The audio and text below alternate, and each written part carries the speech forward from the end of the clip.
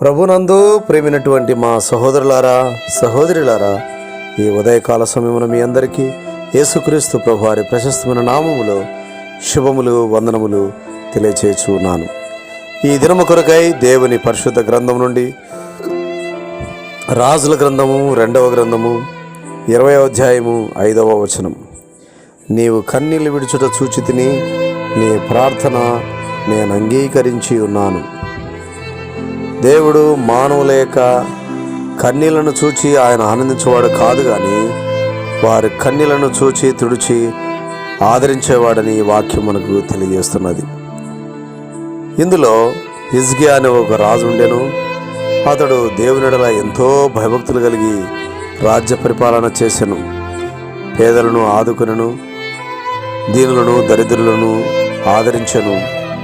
అంతేకాకుండా దేవునికి అనుకూలుడై దేవుని వాక్యానుసారముగా దేవుని ధర్మశాస్త్రం నెరవేర్చువాడుగా ఉండెను.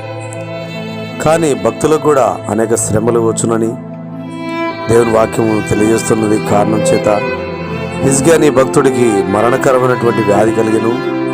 తద్వారా ఈ మనుషుడు ఇక మరణించదనని తాను తలస్తూ వచ్చెను. అదే సమయంలో ఒక ప్రవక్త వచ్చి, నీవు మరణమవుచున్నావు గనక నీ ఇల్లును చక్కబెట్టుకో అని చెప్పినప్పుడు హిజ్కియా మరి కన్నీళ్లు విడిచి దేవుని సన్నిధిలో ప్రార్థించను. అవును పిల్లరా, ఈ లోకంలో మరణం అనేది ఎప్పుడైనా ఎవరికైనా సంభవించును. మరణం యొక్క వేగము అది ఎంతో వేగంగా ఉన్నట్లు మనం లోకంలో చూస్తున్నాం. ప్రతి నిమిషమునకు 3 మనుషులు మరణిస్తున్నారు. మరణము ఎంత వేగముగా ప్రయాణించుచున్నదో చూడుడి. అయితే మరణము చూడక బ్రతుకు నరుడెవడునూ లేడు. హిజ్కియా మరణము గురించి చెప్పినప్పుడు భయపడను, దేవుని సన్నిధిలో ప్రార్థించను, కన్నీళ్లు విడిచను.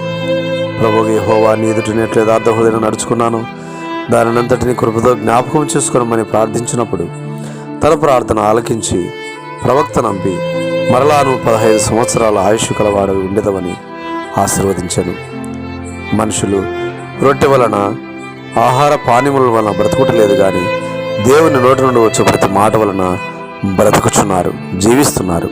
ఈ మాట హిజ్కియా పక్షంగా నెరవేరను. 15 సంవత్సరాలు ఇంకా ఆయుష్ కలవాడే బ్రతికెను. ప్రేమైన స్నేహితుడా, సోదరి సోదరుడా, జీవమరణములు దేవుడైన యేసుక్రీస్తు వారి వశములో ఉన్నాయి. ఆ దేవుని ప్రార్థించి నీవు కూడా దీర్ఘాయుష్వంతుడుగా దీర్ఘాయుష్వంతురాలవుదుగాక. దేవుడు మిమ్మల్ని దీవించునుగాక. ఆమేన్.